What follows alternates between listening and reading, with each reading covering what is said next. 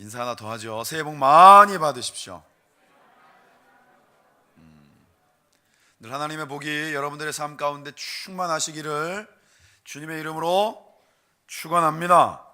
오늘 시편 5편의 말씀은 다윗의 시다 이렇게 되어 있습니다. 1절의 말씀에 여호와여 나의 말에 귀를 기울이사 나의 심정을 헤아려 주소서.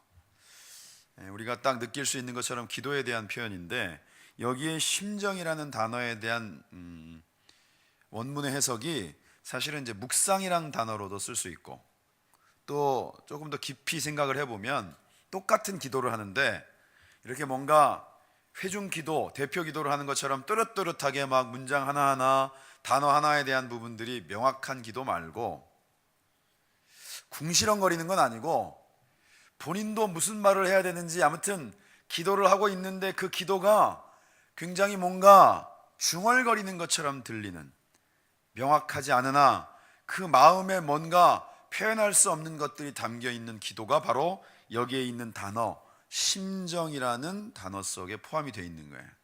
이런 기도의 대표적인 예를 본다면 바로 한나가 성전에서 기도할 때 엘리 제사장이 뭐라 그랬어요? 너 왜 술주정하냐 그랬단 말이에요. 물론 성경의 표현은 조금 다릅니다만 술에 취해서 해롱해롱 거리는, 뭔 말인지도 모르면서 요즘 말로 말하면 막 아무 말 대잔치를 하고 있는 그런 기도라고 엘리에겐 들렸다는 거예요. 그도 그럴 것이 한나의 심정 안에 있는 가장 깊은 곳에 있는 이 마음은 자기를 너무너무 사랑해 주었던 남편도 제대로 다 풀어주지 못한 거예요. 엄청나게 사랑 많이 받았습니다. 티나게 사랑해 줬어요.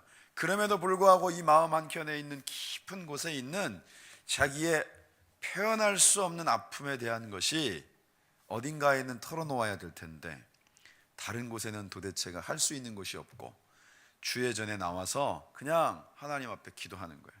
물론 성경에는 그 기도의 내용이 정확하게 나와 있지 않죠. 그러나 그 내용의 어떤 이 유추해 볼 수 있는 부분들을 나름대로 생각해 본다면 하나님 앞에 그냥 자기의 속내를 아뢰는 거예요.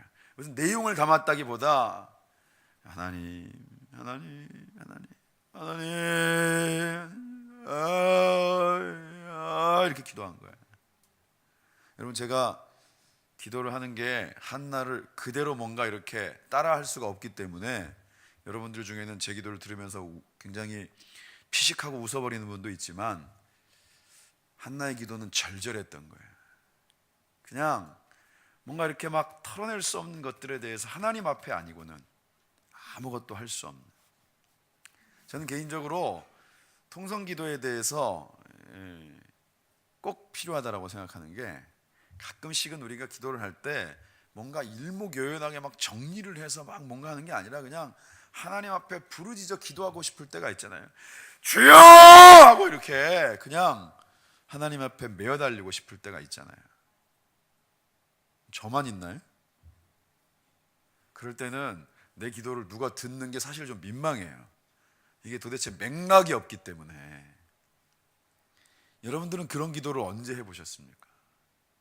근데 성경에 이 시편에 기록되어져 있는 많은 내용들이 그러한 탄원시예요. 물론 성경에는 정확하게 문자적으로 다 기록이 되어 있지만 사실은 이 내용은 자기들의 심정이, 자기들의 형편과 처지가 하나님 앞에 어떻게 표현되어질지 그것조차도 생각할 겨를도 없을 만큼 이 가운데서부터 터져나오는 것들이 있었던 거예요. 그래서 그건 일목요연한 말들이라기보다 그냥 그들의 울부짖음으로 표현되었던 그런 많은 내용들이 탄원시로 이 시편 가운데 기록이 되어 있는 거예요. 오늘 우리가 이 자리에 와서 하나님 앞에 기도한다라고 하는 것은 바로 하나님이 나의 기도를 온전히 들으시는 분이라는 것에 대한 확신이 있어야 돼요.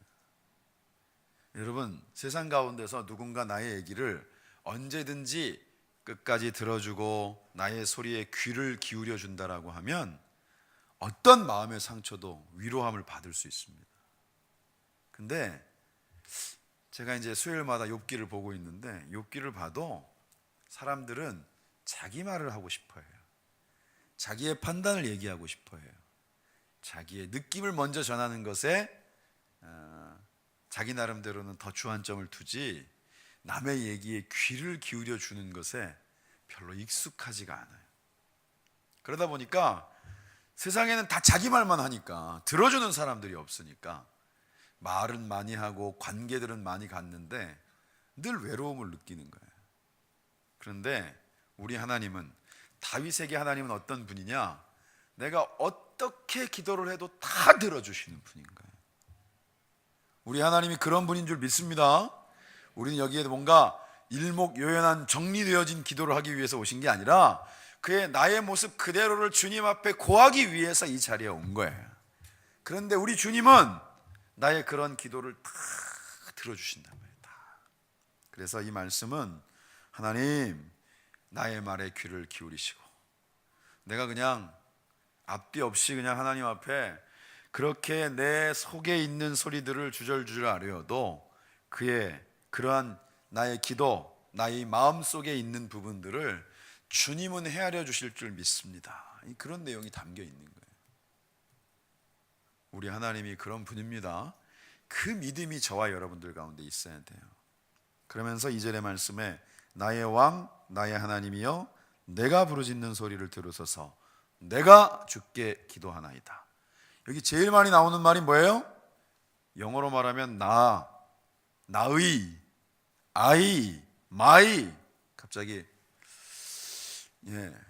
영어의 무슨 형태를 외우는 것도 아닌데 제일 핵심은 뭐예요? 나의 왕이신 거예요. 나의 하나님인 거예요. 바로 내가 부르짖는 분은 누구냐? 내가 나의 주께 기도하는 거예요, 여러분. 하나님은 누구 하나님이에요? 우리가 막 그냥 너무 마음이 넓어서 그냥 우리 하나님, 온 믿는 그리스도인의 하나님, 온 우주의 하나님. 성경에는 물론 그런 표현도 나와 있지만 중요한 건 나의 하나님인 거예요. 나의 하나님. 나의 부르짖는 소리를 들으시는 분이 누구냐? 나의 하나님이 내 기도를 들으시는 거예요. 우리가 지금 누구께 기도하는 것이냐? 나의 하나님께 기도하기 위해 온 거예요. 나의 하나님은 나의 기도에, 어떠한 기도에도 다 귀를 기울이신다. 왜냐? 나의 하나님이기 때문이에요. 사실 신앙을 자꾸 객관화시키려고 하는 노력들이 있어요. 물론 그것은 어찌 보면 학문적으로나 뭔가를 설명하고 하나의 어떤 프레임을 갖출 때는 필요할 수 있지만 신앙생활은 그렇게 하는 게 아니고 나의 하나님을 만나는 거예요. 나의 하나님과 교제하는 거예요.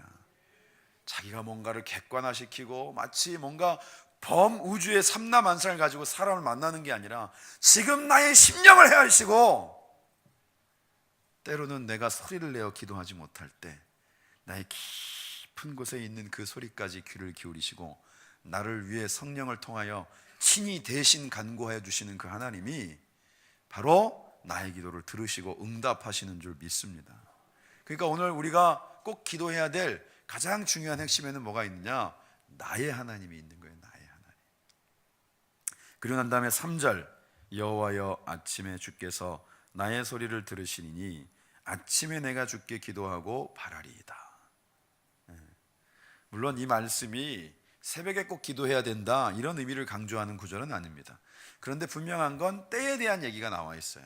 뭔가 하루를 시작하는 시간, 하루를 새롭게 출발할 수 있는 때, 다시 말하면 우리의 삶의 첫 시작과 출발이 무엇으로부터 이루어져야 되는가에 대한, 다윗의 시는 사실 배경적인 부분들을 다 이렇게 살펴보면 분명히 이게 노래 가사인데 배경 자체로 놓고 보았을 때에는 그가 평안한 환경, 좋은 환경, 그냥 모든 상황이 태평성대일 때의 시편들보다 어렵고 힘들 때, 낭망하여 있을 때, 마음에 깊은 슬픔이 자리 잡고 있을 때, 함께한 사람들, 믿음을 주었던 이들로부터 오히려 배신을 당했을 때, 가까운 데서 자신의 아들이 자신을 향하여 칼을 겨누었을 때, 그리고 자신의 그 본심을 모르고 사람들이 자기를 향하여 손가락질하거나 그리고 자기를 대적하려 할 때, 이러한 배경들이 있는 시들이 더 많아요.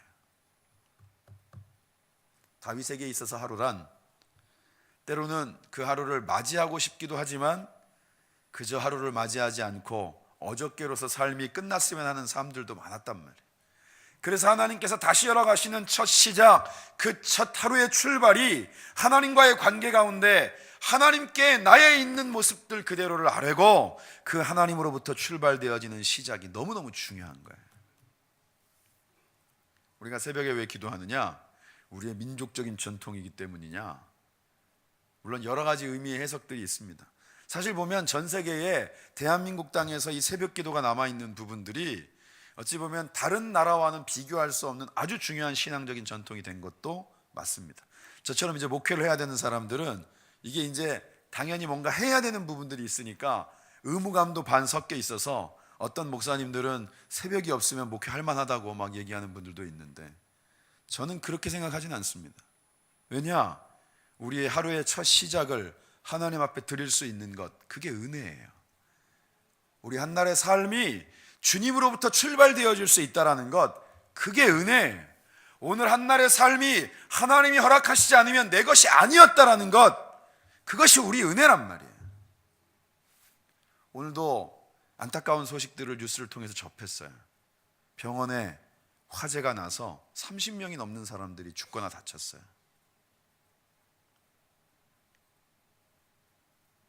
어찌 보면 본인의 의지로 뭐 하나도 해보지도 못하고 거기서 운명을 달리한 사람들, 지금도 아직도 다 수습되어지지 못한 환경, 그 가운데 울부짖는 유족들의 모습들, 그저 이렇게 떠올리는 것만으로도 가슴 아픈 일들이 똑같이 우리가 살고 있는 이 대한민국 땅에서 일어났어요. 우리가 오늘 한날을 사는 것에 있어서 우리는 흔히들 다 내가 사는 것처럼 생각을 해요. 그러나 하나님이 허락하시지 않는 건 다 우리의 삶이 아닌 거예요. 우리는 세상 가운데 어떤 일을 만날지 아무도 알지 못해요. 어떤 사건과 사고들이 발생하면 이게 인재냐 천재냐 원인을 어떻게 했느냐, 여러분 이런 얘기를 여러분들이 몇 년째 듣고 계십니까? 저는 제가 살아온 날들 속에서 제가 뭔가 뉴스를 인식할 때부터 지금까지 그런 뉴스를 계속 들어왔어요. 사람들이 바보입니까? 사람들이 다 탐욕에만 물들어 있어서 무엇이 어떻게 문제인지를 모르기 때문에 그것들이 반복되어지는 게 아니라 사람들이 할 수 있는 뭔가 이 문제들을 막아서고 그리고 닥쳐올 고난들을 막아설 수 있는 것들은 늘 한계가 있는 거예요.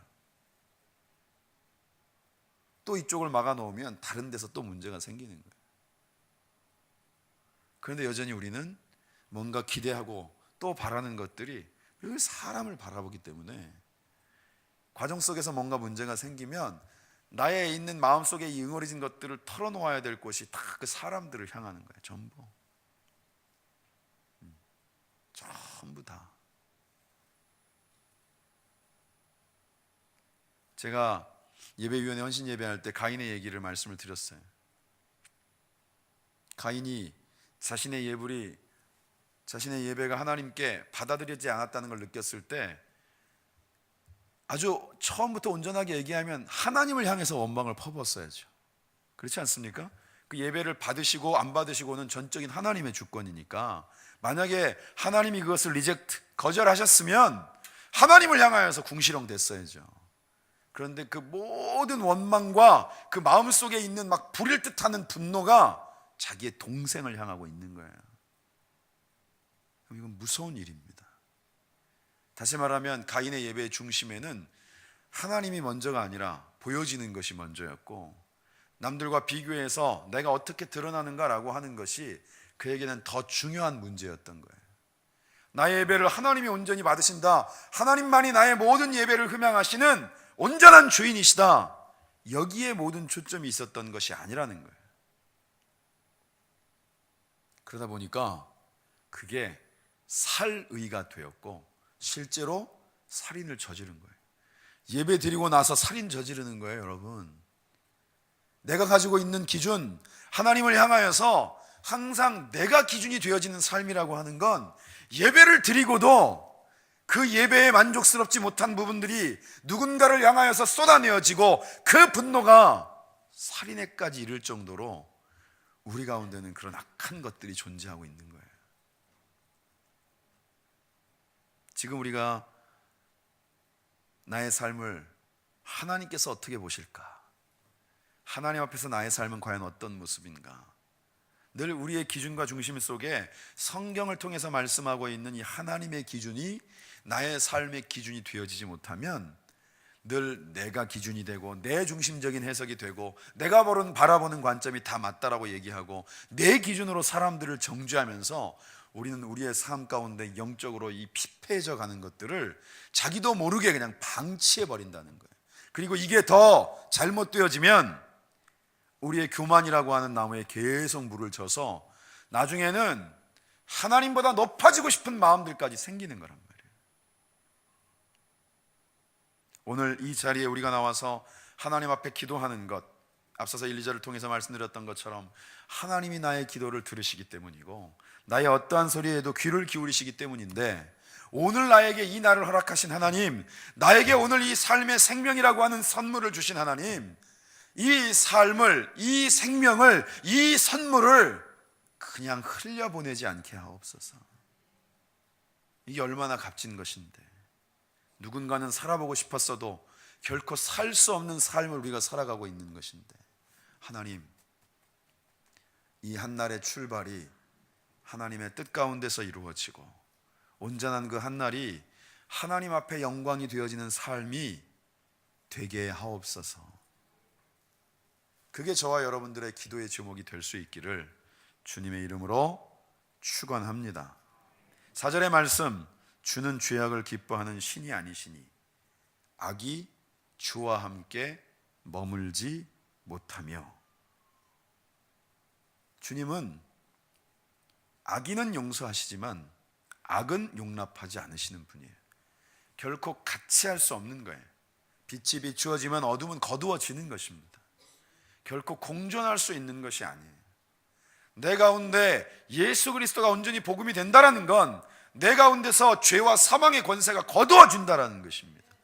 더 이상 죄와 사망의 법이 나를 좌지우지할 수 없다는 뜻이에요.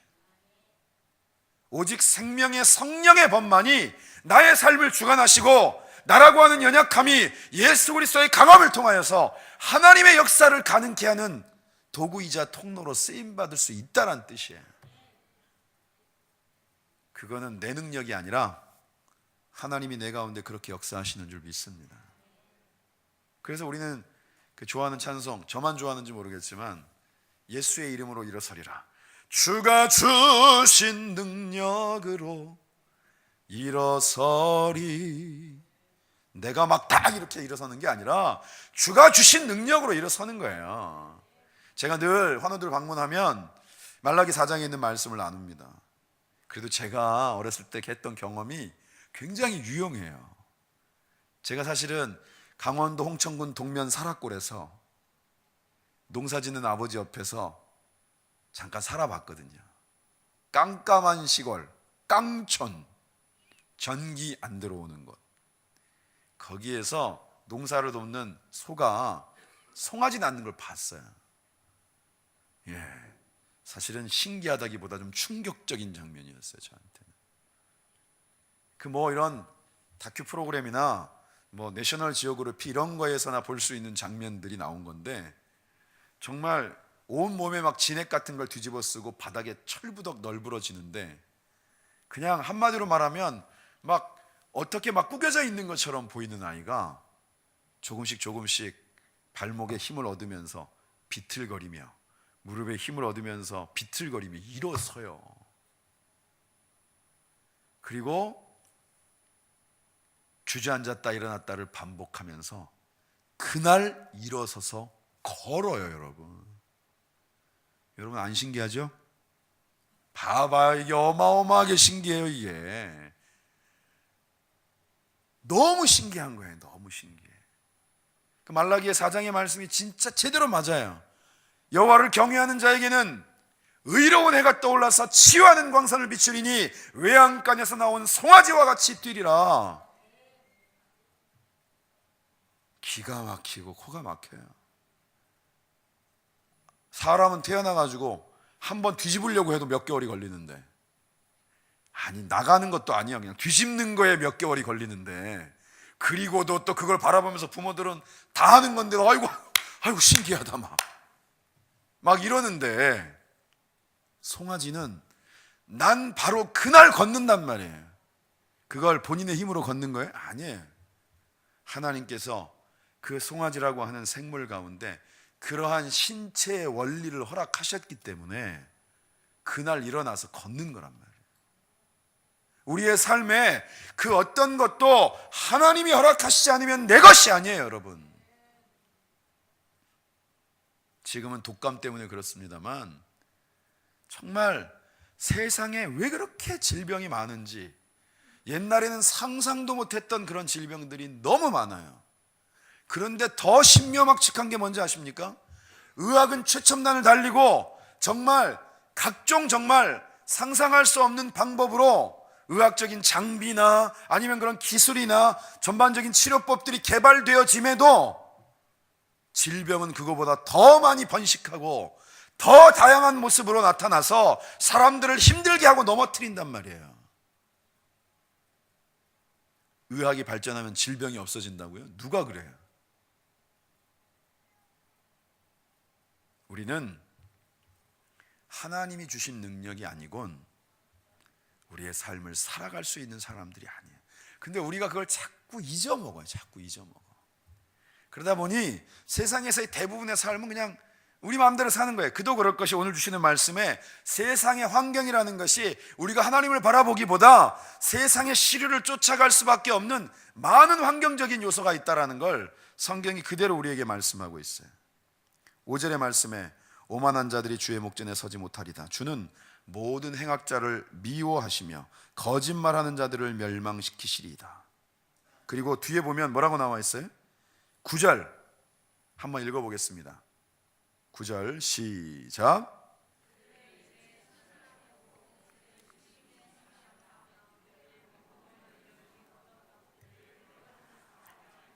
그들의 입에 신실함이 없고 그들의 심중이 심히 약하며 그들의 목구멍은 열린 무덤 같고 그들의 혀로는 아첨 하나이다. 세상의 모습이 이런 거예요, 여러분. 우리가 세상을 향하여서 수없이 많은 기대들을 갖지만 성경이 말하는 세상의 모습은 여기에 나와 있는 이 9절의 말씀과 거의 벗어나지 않아요. 그 입에 신실함이 없고, 신실하다라는 게 무슨 뜻이에요? 영어로 말하면 faithfulness예요. 한결같은 거예요. 다시 말하면 오늘 얘기하고 내일 또 바뀌는 거예요. 오늘 철석같이 약속하고 목숨 걸고 다음 날 또 목숨 걸고 바꿔버리는 거예요. 정치인들만 그렇다고요? 그 사람들은 원래 그게 태생적으로 그런 거고, 그렇지 않은 사람들도 자기의 말 바꾸기를 거침없이 하는 세상을 살고 있는 거예요. 그리고 왜 그러냐고 얘기하면 아니, 세상이 그런데 뭐 나만 그러냐라고 얘기하면 그걸로 말 다 끝나는 거예요. 오늘 두시는 말씀에 또 뭐라고 되어 있어요? 그들의 심중이 심히 약하며 항상 선한 것을 도모한다고요? 저는 가끔씩 그런 얘기를 해요. 아이들이 참 천진난만하고 정말 하나님 보시기에 그 아이들의 모습이 천국의 모습과 같다. 아이들이 그렇게 다 천진난만하기만 해요? 모르겠어요. 이제 여러분들의 자녀들은 그럴 수도 있는데, 제가 아이들이 자라는 과정들을 가까이에서도 이렇게 보면 천진난만하고 그 한마디 한마디에 정말 웃음이 나올 때도 많이 있지만 어느 순간 너무나도 빠르게 영악해지고 세상의 원리라고 하는 부분들을 과도하게 빨리 습득하면서 자기가 살아남는 방법들을 통해서 다른 사람들에게 상처 주는 법들을 빨리 배웁니다. 여러분, 학교라는 공간에서 문제가 생기고 서로 간에 아이들이 정말 힘들게 학교 생활하는 일들이 점점 내려오더니 이제는 초등학교에서 유치원으로까지 내려왔다라는 거예요. 조금만 아이들이 그룹을 지어서 모여 있으면 그 중에 누구를 따돌리고 누구를 힘들게 하고 공통적인 언어 폭력을 가하는 일들이 점점 나이가 어려진다는 거예요, 여러분. 물론 세상의 탓입니다. 세상이 아이들에게 그런 방법들을 어떻게 그렇게 본능적으로 익히게 만드는지 저희들의 탓이기도 해요.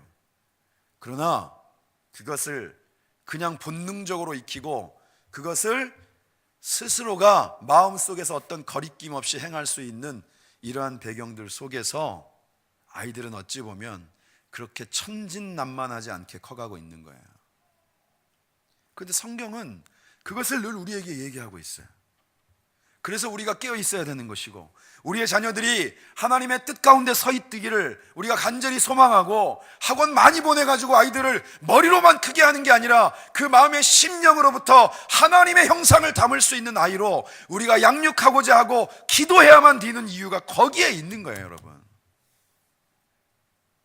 세상이 약해서 아이들이 그렇게 되는 것만이 아니라 그 세상을 만들어가는 모습들 속에 그 아이들의 모습이 또 속해 있다는 거예요. 오늘 여기에 말씀에 그 마지막은 뭐라고 되어 있냐면, 그들의 목구멍은 열린 무덤 같고 그들의 혀로는 아첨 하나이다 라고 얘기를 해요. 한마디로 말하면 입을 통하여서 뭔가 쏟아져 나오는 것들이 누구를 살리는 것들이 없는 거예요. 그러니까 세상을 향하여서 꽃을 피우는 말들이 아니라 죽어있는 말들, 죽이는 말들, 끌어내리는 말들, 아니면 거짓되게 남을 높여서 그로 하여금 교만하게 만들거나 스스로의 이익을 찾고자 하는 일들이 우리의 입을 통하여서 다 행해진다라는 거예요. 어떻습니까? 여러분, 성경의 표현이 너무 과합니까? 제가 보기에는 하나도 과하지 않아요. 다윗이 자신의 삶을 살아가는 과정 속에 수없이 많은 사람들을 만났는데, 여러분, 다윗 주위엔 사람이 많았습니다. 심지어는 사울을 피해서 광야에서 떠돌아다니는 불황자 생활을 했을 때에도 그 주변에 사람들이 있었어요. 똑같이 정치적인 이유로 여러 가지 사회적인 것들로부터 이렇게 소외시 되어졌던 인물들이 다윗 중심으로 모였단 말이에요. 그리고 다윗이 왕이 되었을 땐 말할 것도 없죠. 그 주변에 사람들이 많이 있었어요. 전승의 가도를 달릴 때 그 주변엔 용사들이 질비했어요. 다윗의 주변에는 사람들이 참 많은 것처럼 보였어요.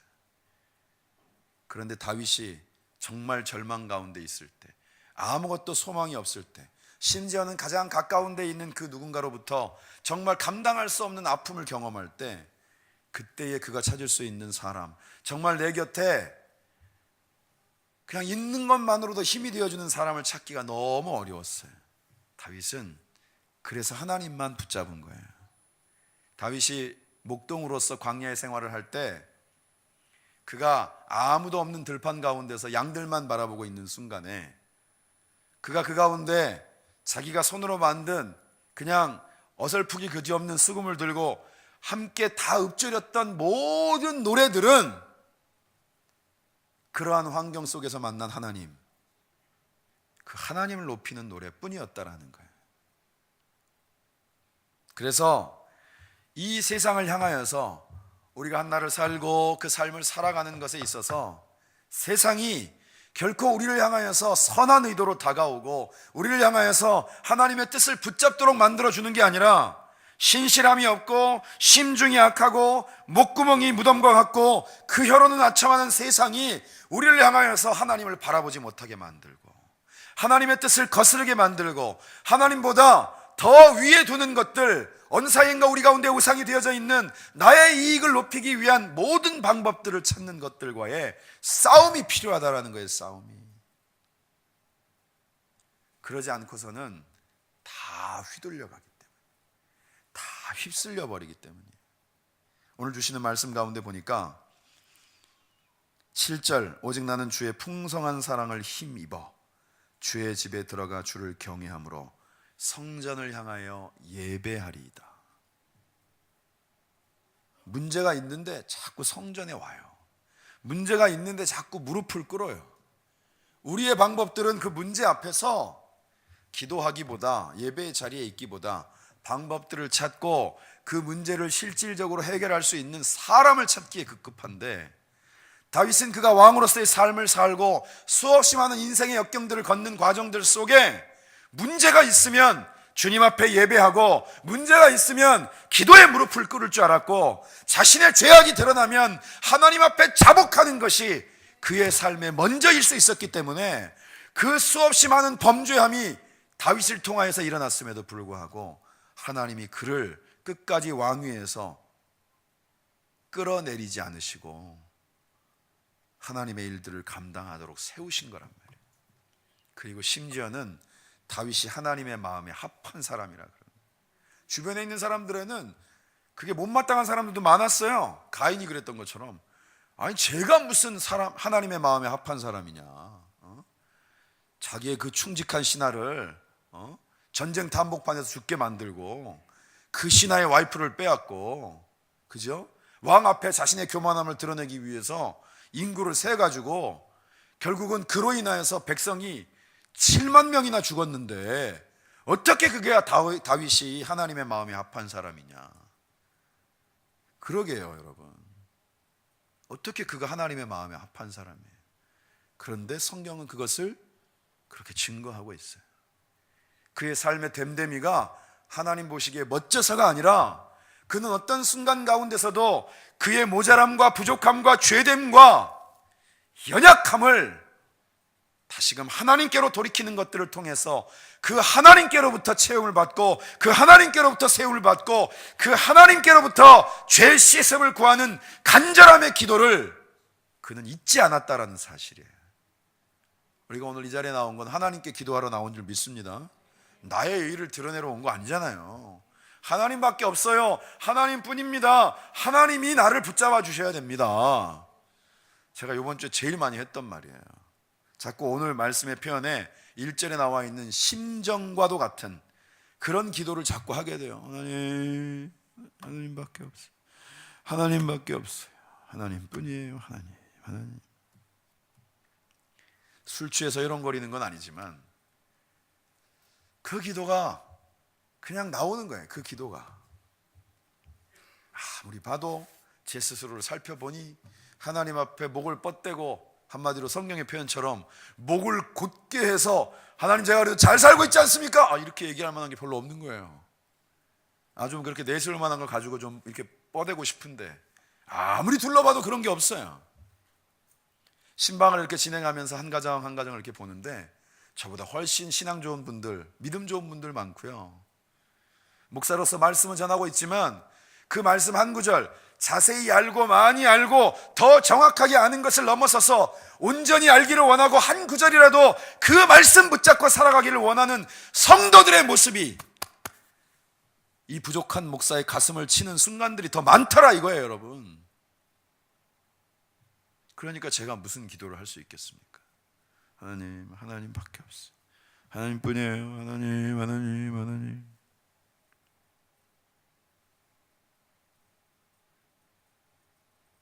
오늘 저와 여러분들이 바로 그 하나님을 예배하고 그 하나님께 기도하는 세상에 그 어떤 사람도 누릴 수 없는 그 온전한 특권의 주인공들이 되어지시기를 주님의 이름으로 축원합니다.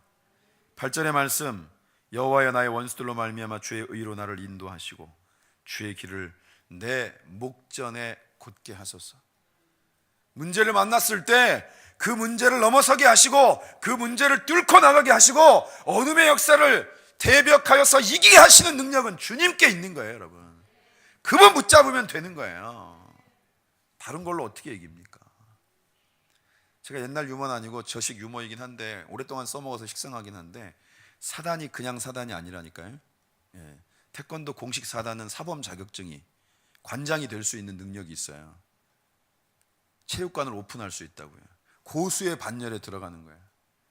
제가 군대 있을 때 물론 여러분들 중에 군대 보낸 자녀가 있는 분들은 염려하지 마시고 요즘은 그러지 않습니다. 근데 군대 있을 때 한번 집합이라는 게 걸렸어요.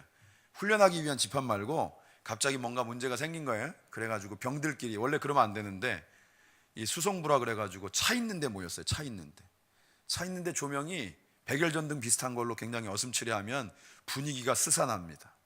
그래가지고 일렬로 쫙 쓴 거예요. 나름대로 이제 월차별로 계급 순으로. 문제의 발단은 저하고 동기, 그때 당시에 제가 제일 밑이었는데 제 동기 녀석이 외출로 가까운 데 있는 저희 부대가 경상도에 있었는데 가까운 데 있는 모 마을에 가가지고 겁도 없이 세상에 당구 치러 들어갔다가 고참한테 딱 걸린 거예요. 고참이 그랬대요. 당구 치러 왔어? 놀다가? 그러더니 집합을 시킨 거예요. 그땐 그랬어요. 그래서 저 위에서 아무튼 쭉 서 있는 과정 속에 뭔가 이렇게 쭉 진행되는데 핵심은 뭐냐면 제 바로 위에 1년 위에 그러니까 1년 위에, 그거를 이제 군대용어로 아버지 군번이라고 얘기를 하는데, 1년 위에 있는 사람들이 덩치가 이렇게 좋고 81mm 포라 그래서 맨날 포 들고 다니는, 정말 밥을 먹어도 막 한 번에 막 몇 그릇씩 먹을 수 있는 이런 식욕 왕성한, 포 들고 뛰고 거짓말 조금도 안 보태고 막 공 차면 공 터지는 막 이런 사람들이 제 아버지 군번이었는데, 그 위에 태권도 4단이 있었어요. 제가 이제 1월에 입대했고 우리 아버지 군번이 1년 위에 있는 1월들이고, 12월, 그 전에 12월에 들어온 사람 중에 용인대 태권도 학과 다녔던 공인 4단이 있었거든요. 근데 이 친구가 저보다 한 살 많았기 때문에 그냥 친구라고 얘기하려고요. 제대했으니까. 거기 있는 저희 아버지 군대, 이렇게 그 군번에 있는 이렇게 덩치 있는 사람들을 거짓말 안 보태고 여기 손등 있는 걸로 한 번씩 여기를 딱 세게 친 것도 아니야. 제가 보기엔 소리도 잘 안 나. 딱 이렇게 했는데 진짜 거짓말 아니라 180이 넘는 제 아버지 군번에 있는 사람들이 픽픽 쓰러지는 거예요. 그 공포감이란 정말 이루 말할 수가 없었어요. 그러니까 그냥 막 이렇게 막 뭔가 점점 다가오는 공포, 이런 게 그땐 굉장히 그렇더라고요. 제가 그때 알았어요. 태권도 4단은 돈 주고 따는 게 아니구나. 여러분, 군대 가면 대부분 다 태권도 1단 땁니다. 저도 태권도 1단이에요. 이 표정이 전혀 믿을 수 없다는 표정인데, 제가 그때 다리도 찢어졌었고 웬만한 건 다 했습니다. 지금은 아무것도 안 되지만, 그러니까 1단은 여러분 그냥 하면 다 땁니다. 1단은 사실 어마어마한 경지가 아니에요. 그러나 4단부터는 다릅니다.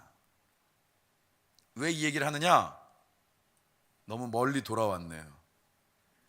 4단은 그렇게 만만한 존재가 아니에요. 잠이 이제 깨셨죠? 저기 뒤에 졸고 있던 사람들 다 깼죠 이제? 성경엔 뭐라고 나와 있어요? 공중권세 잡은 자라고 돼 있어요. 그 말의 뜻은 우리가 살아가고 있는 세상 가운데 가장 실질적인 영향력을 미치는 존재가 사단이란 뜻이에요. 우리가 대충 뭐 해가지고 떠나가! 이런다고 떠나가는 존재가 아니란 말이에요. 여러분, 이 영적인 싸움은 치열한 것이고 우리의 약점을 정확하게 알고 있고 우리의 문제가 무엇인지를 알고 있고, 우는 사자와도 같이 삼킬 자를 찾으며 가장 약한 곳을 가장 예리하게, 가장 치명적으로 공격할 수 있는 존재가 성경에 언급되어 있는 사단이에요. 그 사단을 우리 힘으로 이긴다고요? 여러분, 택도 없는 소리 마시고, 우리는 오직 그리스도의 능력으로만 그 사단을 이길 수 있는 거예요. 내가 내 힘으로, 나의 의로 싸울 수 있는 게 아니라 온전한 하나님이신 예수님께서 기꺼이 우리를 위해서 십자가를 지시고 죽으시기까지 사랑하셨던 그 보혈의 피가 있기 때문에 저와 여러분들은 그 공중 권세 잡은 사단과 싸울 수 있는 거고 이길 수 있는 거예요. 여러분, 다윗은 그것을 삶에서 너무 절절하게 경험했어요. 그래서 그는 그러한 하나님 편에 서는 것, 하나님께로 나아가는 것, 하나님께 엎드리는 걸 주저하지 않은 거예요. 다윗은 그거 하나 잘했어요. 그거 하나. 여러분, 우리가 지금 왜 나왔어요? 하나님께 매달리기 위해 온 거예요. 여러분, 하나님밖에 없다라고, 하나님뿐이라고, 하나님이 하셔야만 된다고 그분께 부르짖기 위해서 이 자리에 온 줄 믿습니다. 그 하나님께서 앞서 우리가 언급했던 모든 악한 것들을 주님께서 거두어내시고, 10절 말씀 같이 읽겠습니다. 시작. 하나님이여 그들을 정죄하사 자기 꾀에 빠지게 하시고 많은 허물로 말미암아 그들을 쫓아내소서. 그들이 주를 배역함이니이다. 하나님만이 이들을 쫓아내시고 꺾으시고 누르실 수 있는 능력이 있다라는 거예요. 그럴 때 11절, 주께 피하는 모든 사람은 다 기뻐하며 주의 보호로 말미암아 영원히 기뻐 외치고 주의 이름을 사랑하는 자들은 주를 즐거워하리이다. 우리가 즐거워하는 게 뭐라고요? 주를 즐거워하는 거예요. 난 여호와로 즐거워하리, 난 여호와로 즐거워하리, 난 구원의 하나 님을 인해 기뻐하리라. 하나님을 기뻐할 수 있는 게 복이에요. 내가 웃을 일이 뭐가 있냐고요? 예수님이 나와 함께 하시잖아요. 세상의 어떤 상황과 환경 속에서도 주님이 내 편이 되시잖아요. 그것이 우리의 기쁨의 진짜 이유인 줄 믿습니다. 다른 걸로는 기뻤다가도 울 수 있고 오늘 좋았다가도 내일 엄청 슬플 수 있어요. 그런데 한번 내 가운데 오신 예수님은 어딘가로 도망가시지 않고 늘 내 곁에 계심으로 그분이 우리의 삶의 온전한 주관자가 되어주시도록 그들의 삶에 하나님께서 예수 그리스도로 말미암아 이루어 가시는 주님의 능력이 역사하심을 볼 때 우리의 삶이 우리의 부족한 모습에도 불구하고 그리스도로 말미암아 하나님께 온전히 영광이 되어질 줄 믿습니다. 12절 마지막으로 같이 읽겠습니다. 시작. 여호와여 주는 의인에게 복을 주시고 방패로 함같이 은혜로 그를 호위하시리이다. 한 번만 더요. 여호와여 주는 의인에게 복을 주시고 방패로 함같이 은혜로 그를 호위하시리이다. 아멘. 의인이 어떤 사람이 의인이에요? 예수 그리스도를 영접한 사람. 오직 의롭게 되는 건 믿음으로 되는 거예요. 나의 죄됨을 너무나도 명확하게 알고 있지만 그리스도의 피로 말미암아 그 죄가 씻음 받았음을 확신하는 사람, 그 사람이 의인이에요. 오늘 주시는 말씀에 무엇이 나를 호위한다고요? 주님의 방패가 은혜로 나를 호위한단 말이에요. 다른 걸로 호위하는 게 아니에요. 전적인 은혜로, 나의 힘과 능이 아니고 나의 공로가 아니라 하나님의 전적인 은혜로 나를 호위하시는 거예요. 어떤 어둠의 역사도 어떤 대적도 나를 죄책이나 삶의 문제 가운데서 거꾸로 틀리지 못하도록 주님이 나를 지키신단 말이에요. 저와 여러분들이 그런 은혜 가운데 있는 존재인 줄 믿습니다. 우리가 주님의 그런 은혜의 보좌 앞에 나온 거예요. 우리가 오늘 기도해야 되는 분이 어떤 분인지, 누구에게 기도하고 누구에게 매어 달려야 되는지, 무엇을 간구해야 되는지 오늘 말씀이 우리에게 정확하게 들려주고 있어요. 하나님은 저와 여러분들의 기도를 들으십니다.